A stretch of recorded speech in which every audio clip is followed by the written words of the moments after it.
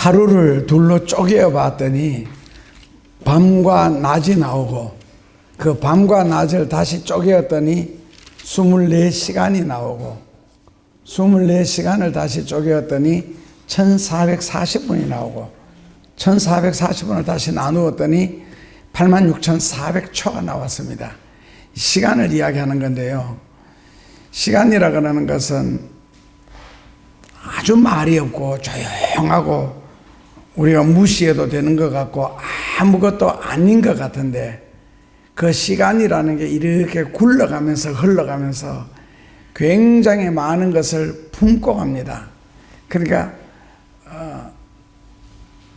세계적으로 뭐 자연재앙 같으면 특히 홍수가 났을 때 그 홍수가 보면은 집도 안고 가고 큰 바위들 절대로 움직이지 않을 것 같은 그 돌덩어리도 굴려가고 그 속에 많은 것을 포함해서 흘러가는데, 시간이라는 것은 말도 없고 입도 없고 소리도 없고 그냥 조용하게 지나가면서도 그 시간이 흐른 후에 그 시간의 흔적에 보면은 어떤 사람은 죽이고, 어떤 사람은 병신 만들고, 어떤 사람은 망하게 만들고, 어떤 사람은 흥하게 만들고, 어떤 사람은 유명하게 만들고, 어떤 사람은 건강하게 만들고, 그 시간이라는 것이요. 그런데 한마디도 하지를 않습니다. 그 성경에 보면은 수많은 사람들이 그 시간 속에서 살아가는데, 하나님의 복을 받은 후에 복을 관리를 잘못해서 망하는 사람, 죽는 사람,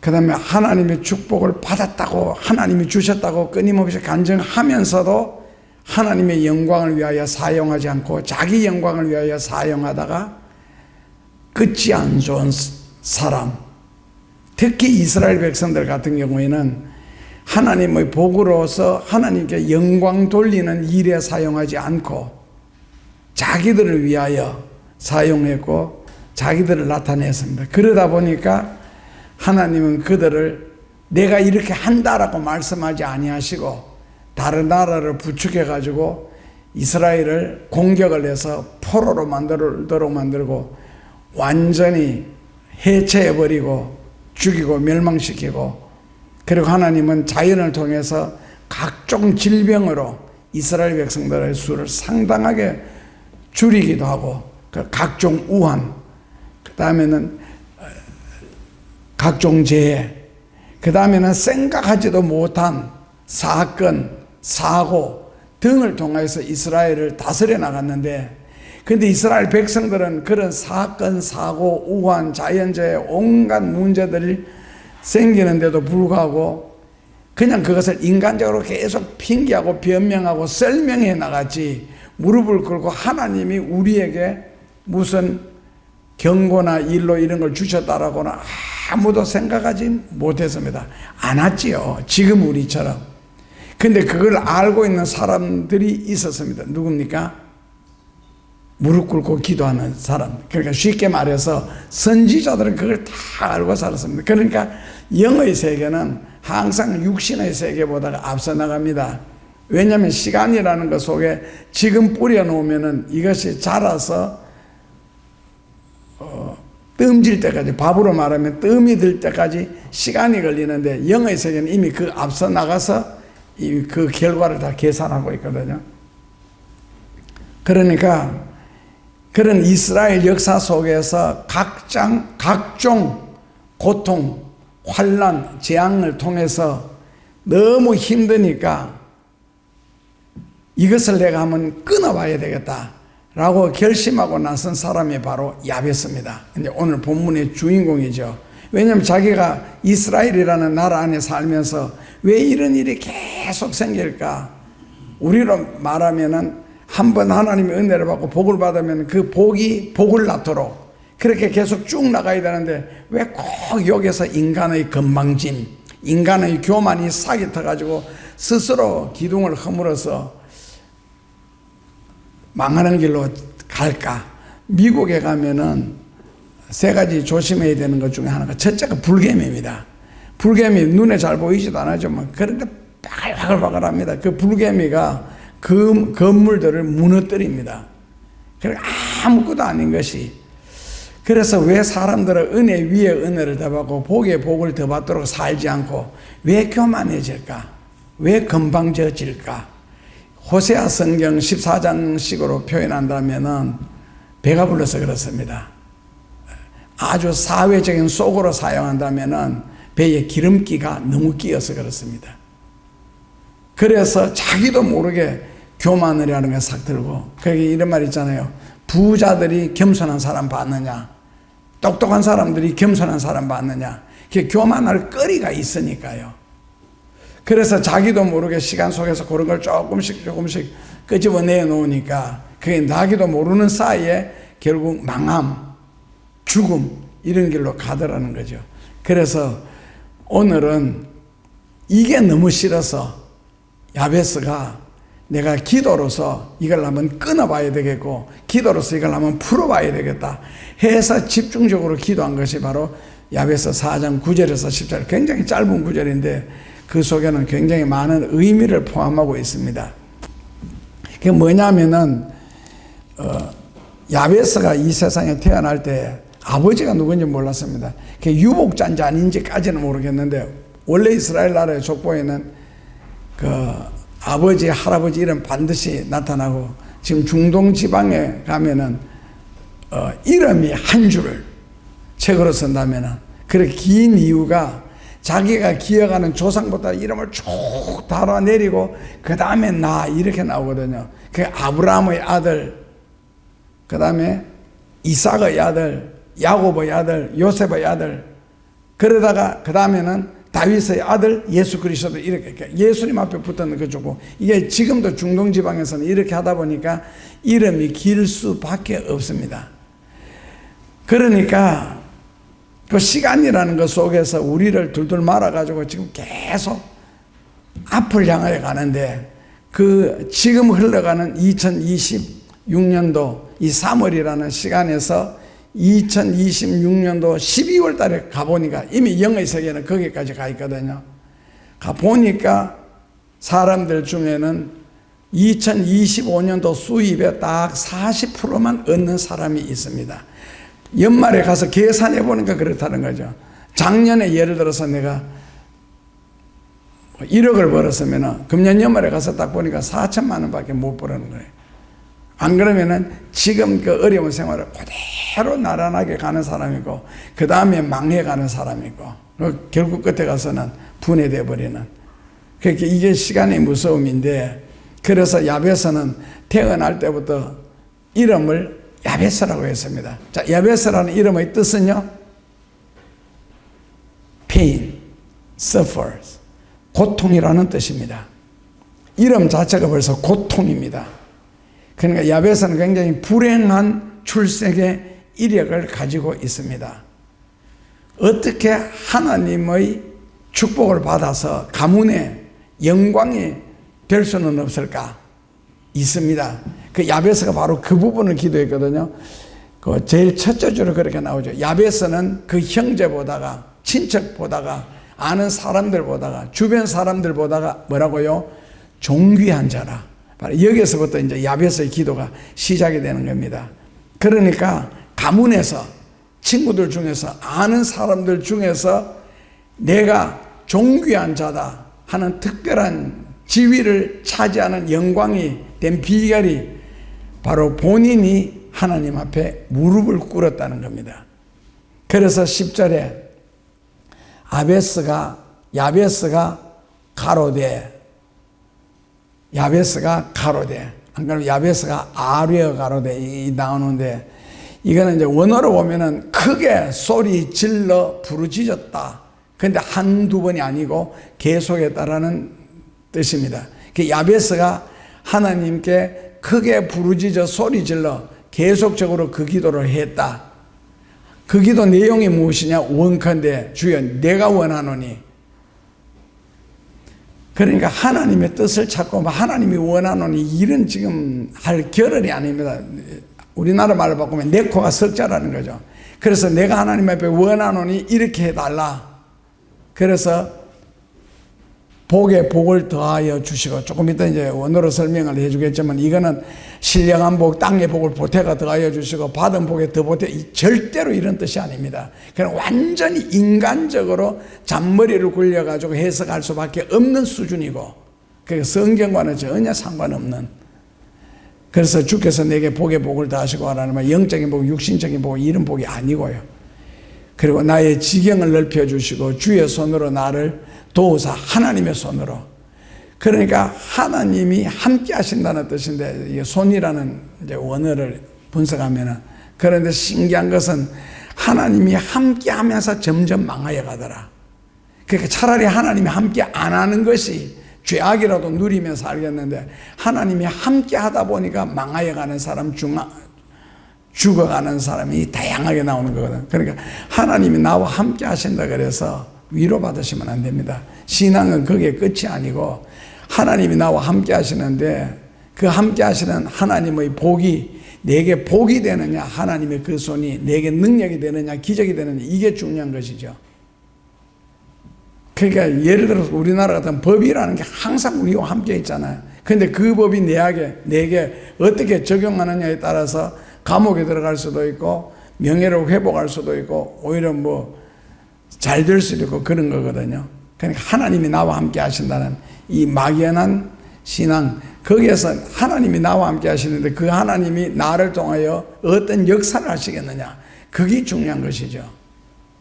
그러니까 하나님이 손으로 나와 함께 하사, 어떤 면에서는 굉장히 위험한 말씀이고 어떤 면에서는 굉장히 축복된 말씀입니다. 그러니까 인생을 바르게 살고 하나님 앞에 말씀을 순종하며 살면은 하나님의 손이 나와 함께 하심으로 병든 나를 고쳐주시고, 약한 나를 강하게 해주시고, 없는 나를 부유하게 해주시고, 좋은 말로 해석이 다 되는데, 만약에 내가 거기에 어긋났을 때에 그 반대의 역사도 꼭 생각하셔야 됩니다. 그러니까 성경에는 하나님의 얼굴이 양쪽으로 나타나거든요.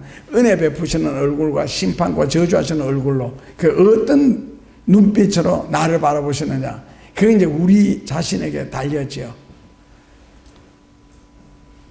그래서 그 야베스가, 하나님, 내가 형제들보다가, 이웃들보다가, 가족들보다가, 친인척들보다가도 존귀한 자가 되게 해 주시옵소서. 이러면 비록 고통, 힘듦, 어려움, 엄마가 그런 상태에서 야베스를 낳았으니까요. 이렇게 했지만은, 그러니까 야베스가 어릴 때부터 자라면서 남에게 밟혀보고, 무시당해보고, 망해보고, 고통을 겪어보면서 하나님의 축복에 대한 굉장한 그 절박감이 있습니다.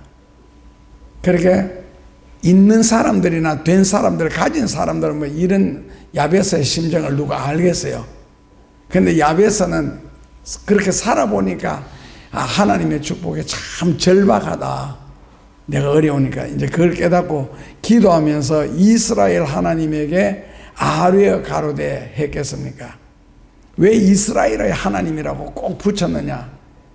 나를 부르시니까, 나를 택하시니까, 나를 쓰시는 이가 하나님이심을 강조하는데, 그 하나님은 내가 지금 다급하고 어렵고 힘들기 때문에 만들어내는 하나님이 아니라 원래 계신 그 하나님에게, 그 하나님이 나를 부르시고 나를 쓰시고 나를 통하여 역사하신다는 걸 강조할 뿐만 아니라, 내가 완전히 하나님께 속하였다, 하나님이 내 주인이시다, 생사화복은 하나님이 주장하신다, 그리고 내가 손발 하나 움직이는 것도 하나님이 허락하신다, 이걸 확실하게 고백하는 것이 이스라엘 하나님께 아뢰어 가로되. 요즘 그 생기는 병 중에서 희한한 병이 하나 있더만요. 예를 들어가 어떤 목사님에게 생긴 병인 게 이름은 밝히지 않고 그냥 병 내용만 이야기할게요. 이렇게 지금 내가 강단에서 설교해요. 하다가 갑자기 내가 죽어요. 쓰러져서 심장이 멈추었어요. 그러면은 우리는 제일 먼저 뭐부터 해야 됩니까? 여러분들 같으면 119 부르겠지. 119에 실려가서 119부터 부르면 안 되지. 와서 이거부터 해야지. 병원에 가서 가가 또 멀쩡하게 살아가지고 오는 거 있잖아요. 그런 병이 요즘 또 나타나기 시작했답니다. 그 한 사람 이야기겠어요. 그 설교하다 그냥 죽어. 이따 가만히 있다 그냥 죽어버려. 그래 옆에 사람이라서 설교하다 쓰러졌으면 교우들이라도 전화를 걸어주지만 만약에 저녁에 자다가 죽었다. 뭐 무호흡증 그러는 건 여러분들도 잘 아시잖아요. 그게 지금 갑자기 나타난대요. 그 어떤 목사님 강단에서 설교하다가 죽었대. 죽었다가 또 멀쩡하게 살아서 돌아오시는 그런 순간적인, 그 순간적인 죽음은 두 가지 각도가 있는데, 영의 세계 속에서는 그 영혼이 죽어서 하나님 나라나 지옥에 가서 구경하고 돌아오는 경우가 있고, 아니면은 잠자는 상태, 뭐 마취된 상태, 아무 의식도 생각도 없이, 그러니까 예를 들어서 스스로 좀 잘 나간다 하는 목사님들의 특징이, 이게 기도하면서 손대가지고 엎어지는, 근데 손대는 가만히 함자리 보면 꼭 이마 이런데 딱 쳐요. 안 그러면 가슴이나. 그리고 말 빨리 하니까 무슨 말인지 모르시겠죠. 쓰러져! 엎어져! 뭐라고 했어요 제가? 쓰러져, 엎어져, 자빠져, 이 단어를 씁니다. 주로요. 그러니까 저게 진짜 하나님의 영역에 의해서 저렇게 될까? 우리 같은 경우는 의심을 하고, 그리고 또 옛날에 제가 여름 집회에 다니면은 큰 기도원 같은 데서는 한 4,5천 명씩 올라오거든요. 근데 기도원에는 예배 하루에 몇 번 드려요. 새벽 예배, 오전 예배, 오후 예배, 그리고 초저녁 예배, 늦저녁 예배, 평균 5번 드리거든. 근데 5번 드리면서 5번 다 강사가 다 다릅니다. 왜 다르게 세우겠어요? 바로 그겁니다. 한 사람 세워놓으면은 그게 잘 안 되거든. 그 계속 다른 사람을 세워야, 그런 내용은 똑같잖아요. 처음에 몇 마디 하시고, 그 다음에는 내가 이런 식으로 겪었고, 이런 식으로 살았는데, 이런 식으로 기도했다. 그 다음에는 뭡니까? 내 기도만 받으면은, 내한테 축복 기도만 받으면은 인생이 확 뒤집어진다. 우리도 그런 목사님 한번 개봉동에 있을 때에 한번 초청했는데, 그분이 이제 설교를 쭉 진행하시다 마지막에 내한테 기도만 받기만 하면 영어가 확 터진다는 거예요. 그래서 그때 집사부터 시작해서 막 앞에 줄 쭉 서가 나가서 받았거든. 영어 아직도 못하던데 15년 지났는데. 그러니까 예를 들어서 그 사람마다 그걸 각각 다르게 다 해야 혹하는 사람들에 의해서 계속, 예를 들어서면 그런데 거기에 이제 조금 한 발짝 나가면 막 하고 찬송 부르고, 그 다음에 지금부터 기도하겠다. 그러니까 하면서 대체로 뭐라고요? 손에는 마이크가 들려있고, 마이크가 절대로 이렇게 멀리 있지 않습니다. 입 가까이에서. 그러고 고함을 지르죠. 여기서 부드럽게 조용하게 하는 사람 봐세요. 다 고함을 지릅니다. 이제 기선제압, 뭐 인간적으로 말하면 그래서 엎어졌는데, 자 엎어졌다 치자. 엎어지는 거 좋지요. 그리고 난 뒤에, 아니 제가 집회고 난 뒤에 2부 집회를 또 누가 올라와서 하더라고. 이건 굉장한 능력 받은 사람이라는 거야. 그래서 벙어리 한 사람을 불러냈어요. 벙어리가 되는 거는 두 가지 이유가 있거든. 첫째로는 듣지 못해서, 말을 배우지 못해서 벙어리가 되는 경우가 있고, 그 다음에는 입천장이 파여가지고, 그러면 여기까지 나타난, 이걸 표준말로는 은천이라 그러고, 경상도 사투리로는 뭐라 그러지? 째보라 그러거든요. 여기. 요즘엔 수술하면 거의 되는데, 그렇게 해서 말을 못하는 경우가 있는데, 어쨌든 나와서 말 못하는 사람이 나와서 앞에 세워놓고 말해. 말해. 무슨 말을 해? 아멘. 아멘. 말해. 예수. 예수. 그러니까 나중에 이 사람이 말을 하더라고. 진짜 예수 그러고 아멘 하더라고. 거기서 누가 또 의심이 발동했겠어요? 제가 방금 설교 끝나고 앉았는데 그 사람이 새로 나와서 집회를 인도하면서 연속을 하더라고. 그 사람을 딱 봐놔서.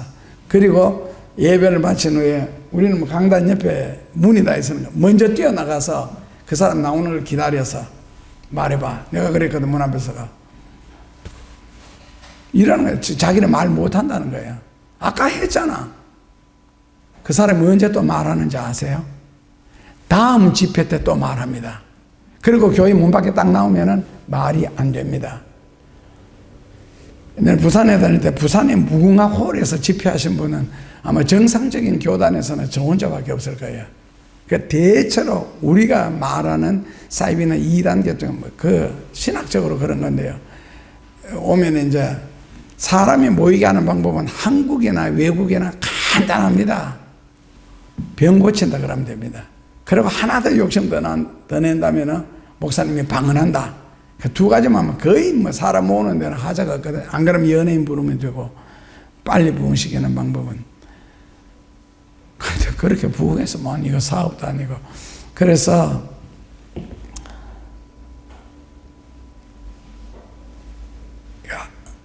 하는데 사람들이 왜 하나님의 은혜나 은사를 인위적으로 사용할까? 그리고 자빠진 사람들 있잖아요. 불러서 물어서요. 한두 사람한테 묻는 것도 아니고 자빠지니까 어떻느냐 하니까 몰라 그냥 쓰러졌다 일어났다는 거예요. 생각이 한 개도 안 난대요. 야, 그게 만약에 영적인 힘으로 쓰러졌으면은 어떤 은혜가 임하든지 안 그러면 넘어져서 정신이 나갔으니까 입신을 하든지 어떤 하나님 영적인 세계를 체험하든지 해야 되는데 그냥 몸에 힘이 빠져가지고 스르륵 쓰러졌다가 다시 일어나서 그게 무슨 의미가 있느냐는 거예요. 그런데 보여주는 사람, 그렇게 하는 사람 딱 내가 쳤을 때 뒤로 휘떡 나자빠지면은 나는 이제 인기가 올라가겠죠. 사람들 앞에서 내가 그런 능력을 행하였으니까. 그런데 그걸 영적인 세계에서 진짜 하나님 앞에서 생각했을 때에 의미가 있을까? 우리나라에 한참 인기 있는 한 분이 어느 날 그러시더라고요. 내가 얼마나 엄청난 능력을 받은 줄 아느냐. 지금부터 보여주겠다 하면서 쭉 나와서 이제 사람들한테 이러니까 엎어지더라고. 근데 누가 자빠지는지 아세요? 안 쓰러지는 사람은요. 절대로 안 쓰러지면 아무 두드려 펴도 안 쓰러져. 다리 걷어가지고 엎기 전에는. 왜 안 쓰러지겠어요? 의식이 있잖아요. 그러니까 요술이나 마술이나 집단 체면을 제일 걸기가 좋은 장소가 바로 교회입니다. 한 마음이잖아요. 여기는 찬송 부르자 그러면 같이 부르고 통성기도 하죠. 여는 강단에서 나가는 데로 하니까. 그런데 그런 거 그러니까 어떤 장로님이 이제 대구의 이야기인데 그런 걸 하는 그런 목사님 자기 교회도 오셔서 그런 나는 절대로 안 엎어진다. 이번에 키도 좀 작고 좀 꼬장꼬장하다 그러나 성격이 안 엎어져. 그런 결심하고 서가 있으면 절대로 안 엎어집니다. 여러분들도 한번 해보세요. 그런데 찾아가셔가지고 자빠지면 이제 약한 거고요. 그래서 야베스는 지금 하나님 앞에 기도하는 게 그런 게 싫다는 거죠. 그러지 말고 진짜 하나님이 내 마음이 절박한 만큼이나 하나님도 내게 야베스는 지금 뭐를 위하여 기도하고 있어요? 다른 거 다 필요 없어요. 형제들보다 주변 사람들보다가 내가 아는 사람들보다 내가 존귀한 자가 되게. 원래 존귀라는 단어는 아무나 쓰는 데가 아니거든요. 이건 하나님 외에는 안 쓰는 단어입니다. 이걸 좀 더 고급적으로 한자로 만들면은 지존한 자가 되겠죠. 지존. 지존은 다 아시죠? 한때 우리나라에 벌써 꽤 오래됐지. 지존파. 그렇지. 하여튼 이름도 잘 만들어내. 아니 사람 죽이고 그러면서 무슨 지존파야. 그런데 이 단어를 야베스가 지금 쓴다고. 나를 지존하게. 이거는 말도 안 되는 말인데 그 지존이라는 단어는 감히 못 쓰고 존귀한 자가 되게 해달라고 굉장히 절박한 심정으로 부르짖는데 그 존귀가 다른 걸로 필요 없고 무엇으로? 오직 돈으로. 그 축복으로 나를 존귀한 자가. 왜 그렇게 기대했느냐 했을 때에 이제 야베스가 너무 무시당하고 발표보고 뭐 이름 자체가 고통이잖아요. 괴로움이고. 그래서 살아보니 내가 하나님을 믿는 사람으로서 정말 하나님의 축복이 절박하더라. 원래 절박한 곳에 역사가 또 일어나거든요. 뭐 궁하면 통한다는 이런 식으로요. 그러니까 하나님 딴 사람들 내 형편을 알겠느냐. 그래서 하나님, 그러니까 이스라엘의 하나님께 아뢰어 가로되, 그러니까 아셨죠? 그 하나님이 나와 함께 하시는데 내가 하나님 앞에 어떤 자세로 사느냐 굉장히 중요합니다. 어떤 자세, 특히 많은 자세보다가 사람을 바깥으로만 본다면은 미소 짓고 웃고 예를 들어서 뭐 베풀어주고 이러면은 참 좋은 사람이죠. 근데 하나님은 뭐를 보신다고요? 하나님 앞에서 그 인간의 자세 중에서요 제일 중요한 것이 우리 생각을 깨달게. 에레미야 같은 데 보면 이 중심을 넘어서 폐부를 찔러 쪼갠다. 그러니까 폐 속에 들어는, 그러니까 이 마음이 하나님을 향하여 꼭 자리 잡고 있어야 된다. 그러니까 중심의 중요성인데, 야베스가 이스라엘 하나님께 10절에 아뢰어 가로되, 그 다음에 나오는 단어가 원컨대, 바랄 원자죠. 진심으로 그런 뜻입니다. 간절히라는 뜻도 있고요. 그러니까 야베스가 지금 이렇게 진심으로 정말 간절하게 절박한 마음으로 주님께 기도합니다. 원컨대 단정코 하나님이 꼭 나를 축복해 주옵소서. 다른 내용 하나도 없으면 그냥 복을 달라는 내용입니다. 그러면서 그 다음에 하는 말이 뭐예요? 바로 복에 복을 더하사, 나에게 복에 복을 더하사 나의 지경을 넓혀주시고 주님의 손으로 나를 도와주시고 환난은 벗어나게 하시고 걱정과 근심도 없게 하여 주시고 하였더니 하나님이 그 구하는 것을 허락하셨더라. 가장 아름다운 단어지요. 하나님이 그 구하는 것을 허락하셨더라. 그러니까 이거 성경 좀 아는 사람이 있다면은 야, 네 주제 파악 좀 해라. 너가 감히 하나님 앞에 이런 기도를 할 수가 있느냐라고 이거 막 따진다면 야베스 또 할 말 없을 거예요. 너가 뭐 부모가 나라를 구한 전적이 있느냐. 예를 들어서 네가 하나님 앞에 뭐 뿌려놓은 게 있는, 잘해놓은 게 뭐가 있는데 이런 식으로 하나님 앞에 기도하느냐, 그렇다고 해서 하나님이 주시겠느냐라고 따진다면은 야베스는 할 말이 없을 겁니다. 근데 결론은요, 하나님이 그 구하는 것을 허락하셨더라거든요. 더 이상 뭐가 필요합니까? 하나님이 허락하시는데. 그래서 이것을 우리가 오해 없이 성경 말씀을 어느 그대로 이해를 한다면은 그 야베스의 심정은 많은 복을 달라는 것이 아닙니다. 물론 배경이나 흐름상은 그런데 반드시 하나님 나에게 복을 달라. 야베스의 심정은 복에 복을 다하여 주시고 하는 말은 많은 복이 아니고 하나님 꼭 나에게 복이라는 것이 무엇인지 복을 달라. 이만큼 지금 절박하고 간절합니다. 반드시 복을 달라.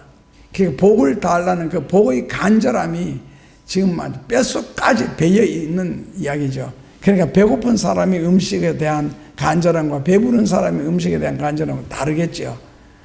지금 야베스는 복에 복을 더하여 달라는 것은 하여튼 하나님의 복으로 나에게 주옵소서. 그러니까 야베스의 욕심으로는 이제 뭐 영적인 복, 신령한 복, 땅의 복, 뭐 식사 기도할 때 그런 거 많이 하잖아요. 뭐 땅에 기름진 복으로. 나 기름진 거 싫던데. 세상적인 복을 더하여 달라는 것이 아니고, 야베스가 복에 복을 더하여 달라는 것은 세상적인 복, 영적인 복, 이런 막 복을 포기해서 달라는 것이 아니고 친인척들로부터, 나를 아는 사람들로부터, 특히 자기 부족 국가, 그 당시에는요, 사람들의 눈이 무섭다는 거죠. 내가 가난하게 사는 것이, 힘들고 어렵게 사는 것이. 사람들은 내가 교회 다니는 거 다 아는데, 내가 교회에서 집사다, 권사다, 장로다 하는 거 사람들이 다 아는데, 내가 가난하게 살고 힘들게 살면은 이제 역으로 뒤집어서 하나님이 뭐가 되겠느냐는 거지. 나를 이렇게 선택하셔가지고 지금까지 내가 예수 믿고 수십 년 동안을 교회 다니고 하면서 쭉.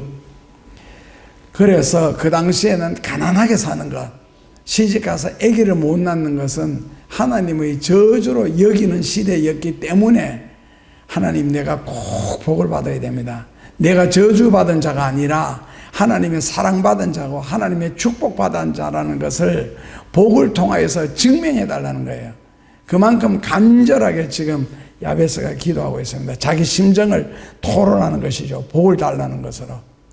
그리고는 계속되는 말이 나의 지경을 넓혀주시고, 지경 그라는 말은 이제 영토, 영역, 지역, 경계 뭐 이런 뜻으로 사용하는데, 아파트로 말하면 평수만 말하는 것이 아니라, 그 다음에는 뭐 세상적으로 말하면은 뭐 구의원 하다가 시의원이 되는 거, 안 그러면 뭐 도의원이 되는 거, 이런 거예요. 이런 것이 전부 다 이제 평수를 넓혀주고, 그 다음에 점점 유명세를 타는 거, 이런 것도 이제 나의 지경을 넓혀주시고, 물건을 한국 중심으로만 팔다가 외국을 대상으로 수출을 하는 것도 지경을 넓혀주시고, 좋은 의미에서 유명세를 점점 타는 것, 뭐 자고 일어나니 스타가 되더라, 그런 것도 전부 다 지경을 넓혀주시고. 그러니까 야베스는 자기로 말미암아 자기의 부족들까지도 자기의 영향력과 복된 삶의 영역 안에 들어오기를 바랐다는 겁니다. 다 내 영역 안에서. 이거는 내가 교만한 입장에서 이렇게 말하는 것이 아니라, 그래서 하나님이 살아계신다는 것을 나를 통하여 증명해 달라는 거거든요. 지금 이 야베스의 기도가. 그리고는 야베스는 기도하기를 주의 손으로 나를 도우사. 주의 손으로 나를 도우사. 이건 야베스가 기도한 두 번째 내용인데, 영어에서는 주의 손이 나와 함께하여 주소서. 주의 손으로 나를 도우사가 아니고 주의 손이 나와 함께하여 주소서. 그 성경에서는 손이라는 것은 힘, 능력, 권능 이런 걸 상징하기 때문에 야베스의 기도는 하나님의 능력으로, 하나님의 권능으로 나와 함께하여 주옵소서라는 뜻입니다. 그러니까 원어대로 해석하면 하나님의 능력이 나의 생활 속에 구체적으로 임재해서 나의 모든 인생 안에 들어있던 내가 겪는 모든 것, 즉 불행, 지금까지 내가 겪으며 살아왔던 어려웠던 운명들, 이런 데서 하나님의 능력으로 나를 풀어주시고 해결해 주시고 축복해 달라는 그런 내용입니다. 그리고 야베스의 세 번째 기도는요, 첫 번째는 복에 복을 더하여 달라는 거고, 둘째로는 지경을 넓혀주시고 주의 손으로 나를 도와달라는 거고, 지경을 넓혀주시고, 셋째로는 환난을 벗어나 근심이 없게 하소서. 참 요거 보면 기도가 조직적이죠. 돈 많은 사람은 걱정성입니다. 제가 25살 때 군대 제대하고 처음에 개척교회하러 충청도로 떠날 때에, 그때 제가 충청도로 가면서 경주 집에서 어디로 갔느냐면은 강원도 27사단으로 갔습니다. 그 27사단이 우리나라에서 지금 없어져 버렸던데, 노무현 대통령 아들도 27사단 출신이더라고, 알고 보니까. 그런데 왜 갔느냐, 군대가 하도 좋아가지고, 저는 군대가 그렇게 좋더라고요. 그래서 갔는데 그때 참 철없었죠. 가면서 이거 뭐라 그러나, 요즘 말로 바꾸면 피자나 치킨 이런 걸 좀 사들고 가야 되는데 그냥 가거든. 귤도 안 사들고 갔더니, 부대 갔더니 이제 후배들이 김병장님 오셨다 그러면서 와 뛰어나오고, 뭐 하사 중사 상사도 다 나왔는데 나중에 손이 보니까 아무것도 없잖아요. 그러니까 다 들어가 버리더라고. 그만큼 제가 군대가 좋았거든요. 근데 그 강원도 화천에 사창리라는 곳인데, 교회 이름도 사창교회, 거기인데 거기서 버스를 타고 화천에서 서울로 나오는 도중에 옆에 어떤 아줌마가 앉았길래, 뭐 그때는 뭐 입에 복음을 달고 살았으니까 전도를 했어요. 하니까 자기 이모 가정에 다 교회를 다닌대요. 그런데 북한에서 내려왔는데 너무 가난해가지고 하루에 밥 개통은 한 끼만 먹고, 그리고 한 끼는 국수를 삶아 먹고, 그리고 한 끼는 사탕을 입에 넣고 빨았대요. 그리고 뭐를 했느냐면은 고물 줍는 걸 뭐라 그러지? 고물. 이렇게 먹고. 이렇게 하면서 얼마나, 그러니까 그분 말 그대로 빌리면 어디 놀러 간 적 없고, 외식하러 간 적 없고, 구경하러 간 적 없고, 옷 사입은 적 없고, 고물 주워가지고 그렇게 살았는데, 그렇게 살다가 이제 꽤 생활이 안정이 되고, 그 당시에 처음에 우리나라에 그 백색 전화기라는 거 있잖아. 따랑 켜고 온 동네 다 울리는 거.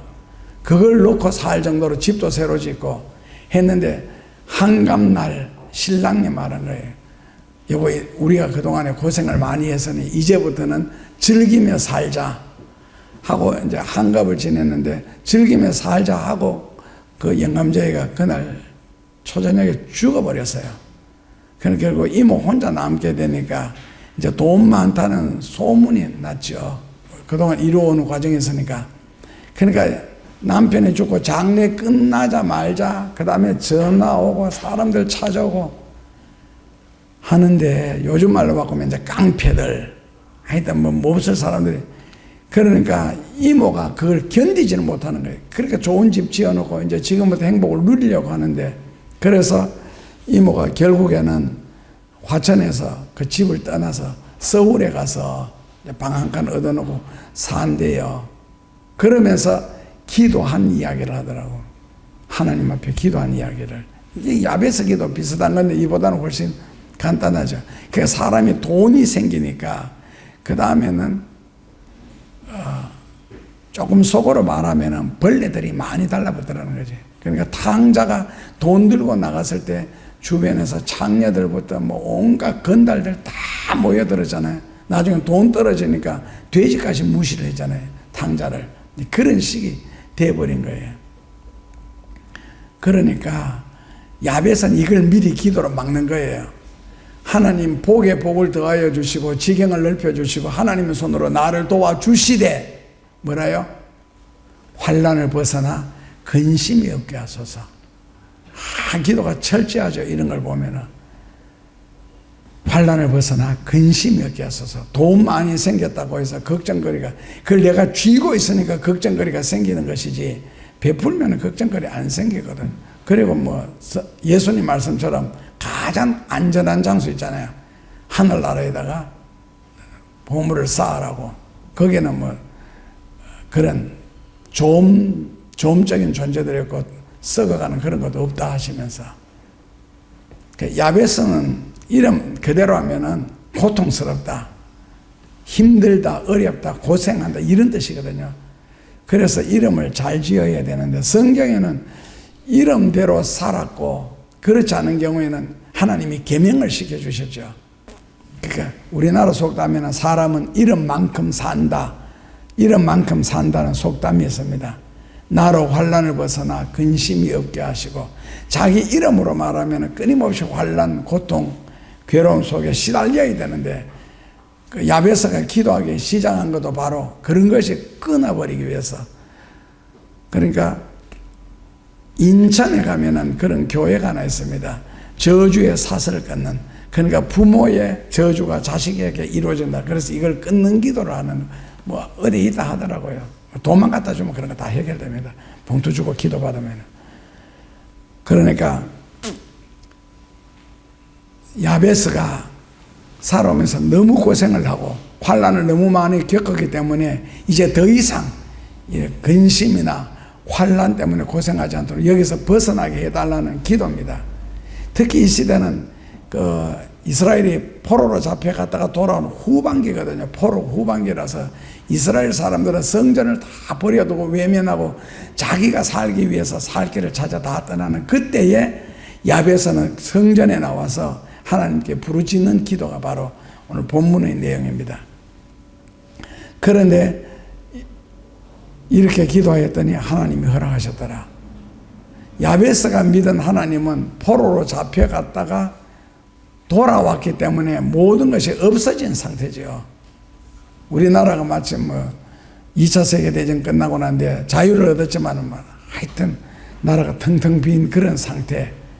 가장 어렵고 가장 힘든 그런 상황에서 하나님의 복을 받을 수 있는 조건이 하나도 없는 것 있잖아요. 야베스가. 그렇다고 뭐 환경에 돼 있어요. 뭐 그렇다고 친인척들이 조상에 누가 도와줄 사람도 아무도 없는, 그렇기 때문에 하나님께서 나를 축복하셔서 나를 아는 사람들에게 하나님의 존재를 알리게 하여 주옵소서. 그 우리나라 속담에 궁하면 통한다. 되게 어려우면 오히려 길이 열린다는 뜻이거든요. 그래서 야베스가 이런 고생 가운데서 기도를 하자 결국에는 그 기도가 근거가 되어가지고 하나님이 그 구하는 것을 허락하셨더라. 그 구하는 것을 허락하셨더라. 뭐 누구 말따나 담백합니다. 간결하고 하나님이 그 구하는 것을 허락하셨더라. 여기에 더 이상 무슨 말이 필요합니까? 하나님이 구하는 것을 허락하셨는데, 그러니까 결국 간절한 기도에 대한 하나님의 응답, 하나님의 축복, 그 결과를 이제 확신시켜 주시는 것인데, 결국 기도의 응답은 간절함에 대한 하나님의 응답입니다. 간절함에 대한 하나님이 그 구하는 것을 허락하셨더라. 복잡한 논리가 필요 없고 하나님이 허락하셨더라. 그 시편 57편 2절에 내가 지극히 높으신 하나님께 부르짖으며, 이거 묵상계도 콩죽 먹고 배 앓는 소리, 이거는 그것도 기도인가 싶은 생각이 들어요. 제가 기도 생활에 온 것을 비교해 보면은. 그리고 성경에는 누가 그렇게 명상기도를, 명상이라는 단어 자체가 불교 용어인데 기독교 용어 아니거든요. 가만히 입 다물고 앉아가지고 무릎 꿇고 있으면은 그게 묵상기도입니까? 잡상기도입니까? 온갖 잡상들이 다 떠오를 텐데 그걸 과연 기도로 할 수 있겠느냐? 일단은 성경적으로 보면 예수님도 얼마나 부르짖었으면 땀을 그렇게 흘리도록 부르짖었겠어요. 에레미야도 부르짖었고 이사야도 자식 죽은 것처럼 부르짖었고 사도 바울도 애 낳는 고통으로 부르짖었고, 다가 다니엘도 하루에 3번씩 그렇게 부르짖는 것이 기도의 일단 시작인데, 응답받기 위해서는 뭐 어쩔 수 없습니다. 부르짖어야지. 그런데 기도는요 한풀이가 아닙니다. 이거 착각하시면 안 됩니다. 그리고 더 중요한 것은 내가 기도했기 때문에 이것도 빼야 됩니다. 내가 기도했다 그런 게 어디 있어요. 기도는 응답받기 위해서 기도하고, 성경에 이런 식으로 기도하라 해서 그 기도의 틀에 맞추어서 기도를 해야지. 그래서 기도에서 꼭 내가 진짜 하나님의 응답을 받고 싶다 그러면은 거기에 대한 철칙, 잠언 28장 9절입니다. 나의 기도를 하나님이 들어달라고 하면서 하나님의 말씀을 내가 듣지 않는다면은 이거 자체가, 기도 자체가 가정한 것이다. 그러니까 잠언 28장 9절에 보면은 내가 하나님 앞에 나의 기도를 들어달라 할 사람은 하나님의 말씀을 먼저 듣고 순종하는 자세부터 터득하셔야 됩니다. 아니면은 가정하다. 가정하다 그라는 말은 히브리어로 토예바라 그러는데, 토예바, 한국말로 토예바를 해석하면은 구토가 날 정도로 혐오스럽다는 뜻입니다. 그러니까 말씀을 순종하지 않는 자의 기도는 기도를 하지 않는 것보다가도 못하다는 뜻입니다. 이걸 이제 탈리온의 법칙이라고 하거든요. 탈리온의 법칙. 혹시 탈리온의 법칙에 대해서 들어보셨어요? 아시거나? 한국말로 바꾸면은요, 이에는 이, 눈에는 눈, 그걸 탈리온의 법칙이라고 합니다. 그러니까 하나님이 내 기도를 들어서 이루어달란다면 니도 하나님의 말씀을 들어라. 이게 탈리온의 법칙이거든요. 그러니까 이 탈리온의 법칙, 하나님의 앞에 기도를 상달시키고 싶은 사람은 하나님의 말씀을 먼저 순종해라. 우리말로 해석을 하면요, 내가 하나님의 말씀을 듣지 않거나 순종하지 않는다면 내가 어떤 기도를 아무리 간절하게 할지라도 하나님은 내 기도를 거절해 달라는 그런 뜻입니다. 그러니까 우리는 부르짖고 목만 쉬면 되는 줄 알았는데, 내용상으로는 내가 아무리 목이 쉬도록 부르짖을지라도 내가 주의 말씀을 순종하는 내용이 없으면은 나의 기도를 주여 항상 거절해 주옵소서. 그러니까 다윗이 그런 기도 하잖아요. 내 마음이 맑고 깨끗하여 하나님 앞에 부르짖으니 여기에는 거짓이 없는 마음으로 하나님 앞에 기도한다. 그러니까 하나님의 말씀을 순종한다면 어떤 기도를 드릴지라도 이루어질 수가 있고 응답을 받을 수가 있는데, 내가 주의 말씀을 불순종하거나 듣지 않는다면 어떤 기도를 드릴지라도 하나님은 거절한다. 그리고 얻느니라, 우리말 바꾸면 발견한다, 찾는다. 그런데 얻느니라 그러는 뜻은 한 번 하나님 앞에 은혜 받고 한 번 축복받고 일회적인 것이 아니라 계속적으로 발견해 나가는 상태, 계속적으로 복을 받는 상태, 계속적으로 하나님의 은혜를 받는 상태를 말합니다. 그러니까 하나님의 은혜와 축복을 계속 발견해 나가는 거예요. 그러니까 이것이 계속 유지되기 위해서는 내가 말씀에 유의하여 순종하고자 하는 것이 계속적으로 유지되면 간단합니다. 이것이 꺾이기 때문에 교만해지는 거고 하나님으로부터 버림을 당하는 거거든요. 그래서 말씀에 유의해서 순종하고자 하는 자는 좋은 것, 축복된 것을 계속적으로 발견할 수가 있고 하나님께서 계속적으로 역사해 주신다 하는 그런 뜻입니다. 그러니까 절대로 하나님의 축복이나 은혜는 일회적으로 끝나는 것이 아니다. 그러니까 이런 체험이 있어야 또 신앙생활도 즐겁지 않겠어요? 그런데 야베스의 기도도 훌륭하지만은 더 좋은 것은 에레미야 32장 40절에서 41절입니다. 설명으로 지나갈까요? 여러분들이 확인하실래요?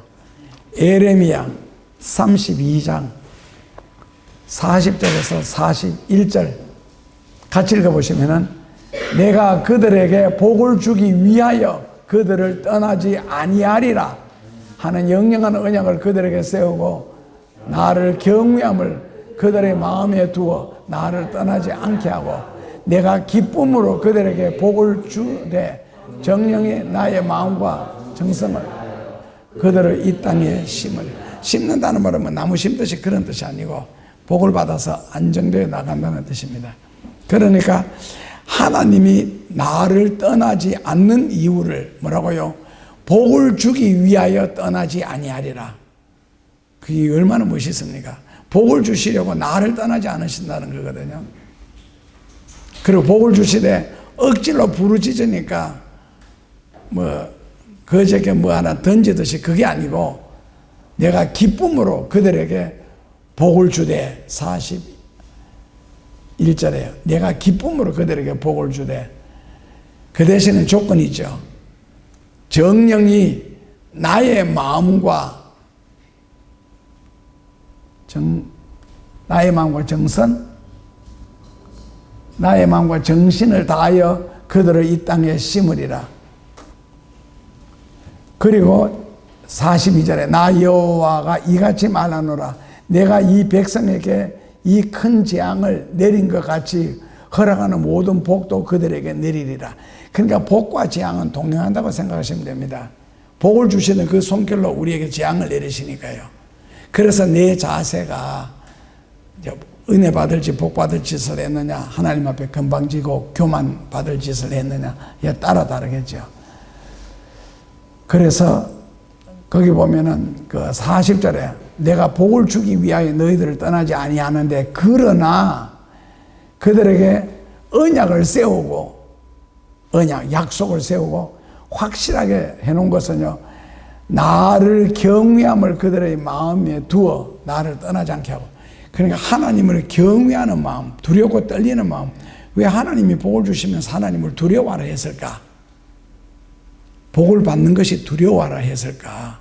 신나고 기쁜 일이고 자랑거리인데, 그런데 하나님은 복 받을 때 두려워하라는 겁니다. 왜요? 죽지 않기 위하여, 망하지 않기 위하여. 그래서 복을 주신다면 이사야서 45장 3절에 흑암 중에 보화와 은밀한 곳에 숨은 재물까지도 너게 주어 내가 하나님인 줄 알게 하리라. 자, 하나님이 자기 자신을 알리는 방법 잘 아시죠? 구약에서는 첫째로는 재물을 주시고 둘째로는 기적을 행하심으로. 그래서 하나님이 기적을 행하시고 축복해 주심으로 하나님이 살아계신다는 걸 우리에게 증명하는 방법이라는 겁니다. 그러므로 하나님이 주신다는 것을 깨닫게 하시려고 여러분들도 야베스처럼 기도하다가 기도 응답을 받으시고 아브라함처럼 순종하다가 주의 복을 받을 수 있기를 주님의 이름으로 축원합니다. 예수님 감사합니다. 야베스를 통한 귀한 교훈을 받게 해주셔서 이 말씀대로 역사하시는 주여, 이 말씀 안에 머물 수 있는 저희들에게 또한 도와주시고 하나님의 버림받을 짓, 하나님의 대적하는 일이 없게 하시고 평생에 주님께 순종하며 주의 말씀을 듣고 기도함으로 영육간의 모든 것을 잘 이루어갈 수 있도록 꼭 축복하여 주옵소서. 예수님 이름으로 기도합나이다. 하나님, 만물이 다시 살아나고 있습니다. 죽은 줄 알았습니다. 그러나 땅 속에서 기다렸습니다. 풀리는 계절, 저희들의 사업도 저희들의 생활도 풀리는 역사가 일어나게 하시고 다시 살아나는 놀라운 일들이 나타나게 하여 주옵소서. 그리하여 주님과 더불어 걷는 신앙적인 삶이 복된 발걸음이고 은혜로운 일이라는 것을 끊임없이 체험하게 하여 주시고 하루하루 함께 하시고 축복해 주시고 역사해 주시는 그 주의 사랑을 느낄 수 있도록 또한 역사하여 주옵소서. 저희들이 가는 길에 꼭 형통이 무엇인지 체험하게 하시고 어려움 중에서, 험한 중에서, 괴로움 중에서 주님을 바라보게 하시고 오히려 기도로 극복하고 더 하나님을 찬양하며 더 하나님을 기쁘시게 하기 위하여 예서는 신앙생활이 되도록 축복하여 주옵소서. 이제는 우리 주 예수 그리스도의 무한하신 은혜와 하나님 아버지의 무한하신 사랑과 성령의 역사하심으로 받을 축복 가운데 주께서 역사하여 주시옵기를 간절히 축원하옵나이다.